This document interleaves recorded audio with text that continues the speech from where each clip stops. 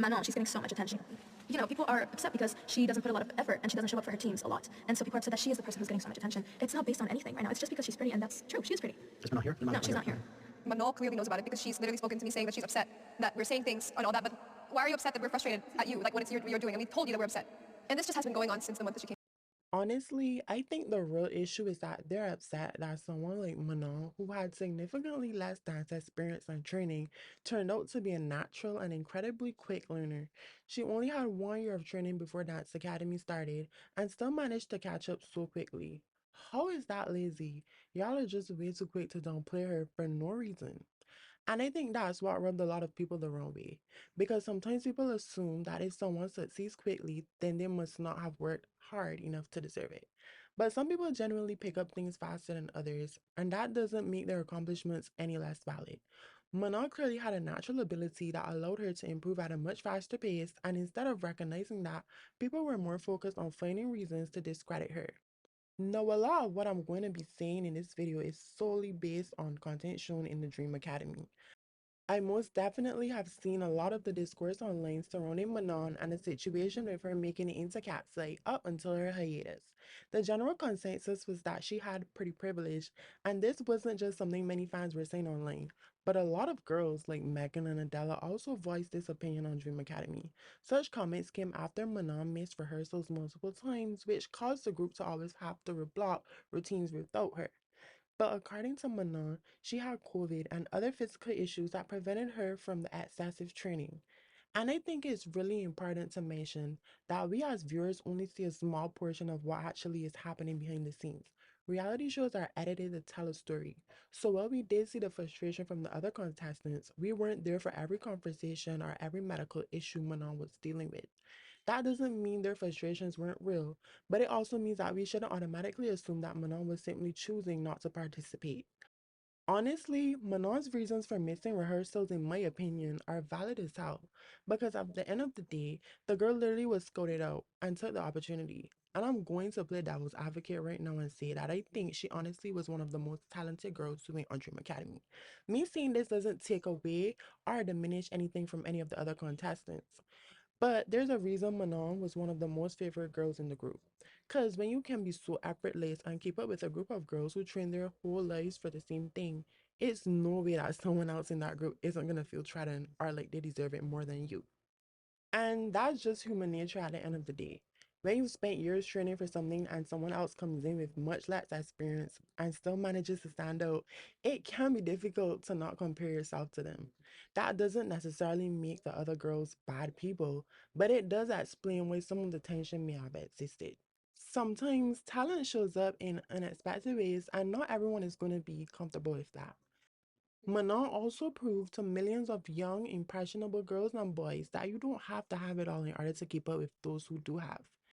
If you really want something, you can work towards it while staying true to yourself, of course, which is why in today's day and age, she's pretty much one of the best role models out there in terms of showing others that most things are possible.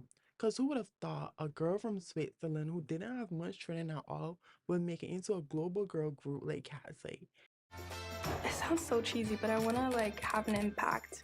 I think for me it's really important just being like a role model to like girls can look up to.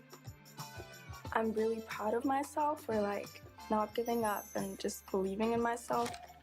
And I think that message is what resonated with so many people who supported her throughout the competition. Not everyone has access to years of expensive training or the same opportunities growing up. But that doesn't mean they can't eventually reach the same level with dedication and confidence. Seeing someone like Manon succeed probably made a lot of people feel like their own goals weren't as impossible as they once seemed. Now back to the pretty privileged statement, because yes, I do think her luck has something to do with why she was chosen for KATSEYE.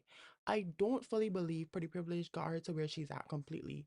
I do think it played a tiny part because I don't want to be that person to say it, but looks still do matter. And it just so happened to be that Manon had the look. She had the drive as well, and she also had something about her that just made her come off as a breath of fresh air. And honestly, two things can be true at the same time. She can be conventionally attractive, and that can give her a leg up in the industry, while also being genuinely talented and deserving of the position she earned. So, pretty privilege doesn't automatically erase someone's hard work or ability, and talent doesn't suddenly make appearance completely irrelevant either. The entertainment industry has always valued both, whether people like to admit it or not. Another thing I wanted to mention was regarding where she came from, Switzerland, which I honestly didn't know much about the country before seeing a lot of the discourse online about Manon. But apparently, it's normal to take your time and not overwork yourself in Switzerland. Prioritizing one's mental health is something that's natural, and most people from that country do it. When you compare something like that to the US, it's apples and oranges. So Manon talked to me in Korea actually about wanting to talk to the other girls and let them know that she wants this. She gets it that her skill set is low. She gets it that she hasn't shown up as much, but she wants to change. And so I was totally in support of that conversation.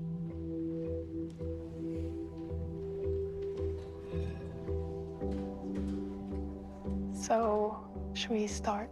Okay, so I've heard some things, and I think I'm a little frustrated because I know I've been missing, but I know a lot of other girls also have been missing, and I feel like it's only being taken out on me in a way. This training and this program is really hard. Yeah. And I, especially in the beginning, had like a lot of days where I was like, holy shit, I don't know if I can do this. Like, it's a lot because I haven't been training professionally like some of you guys, which I have so much respect for. Like, the discipline and everything, it's something I've learned from you guys. Please, like, if you guys see me in class and feel like she's not focused or anything, like, just say something. I'll really appreciate that, I think, because I don't want there to be any misunderstandings or anything like that. I think we appreciate you like coming to us and like Yeah. expressing this, and nobody wants to have beef, you know what I mean? Like I feel like we want to work with you and be cool. I will hold myself accountable, and I'm sorry for missing classes. I want this. I'm trying really hard, and I hope that reads, and I'm sorry. Yeah. And that cultural difference probably played a bigger role than people realize. Different countries have different attitudes towards work, rest, and personal boundaries. So, what might seem normal to someone from one culture could easily be misunderstood by someone from another. If Manon grew up in a healthier attitude towards taking breaks and looking after herself, then it made sense that she might approach such an intense training environment differently than contestants who are used to constantly pushing themselves.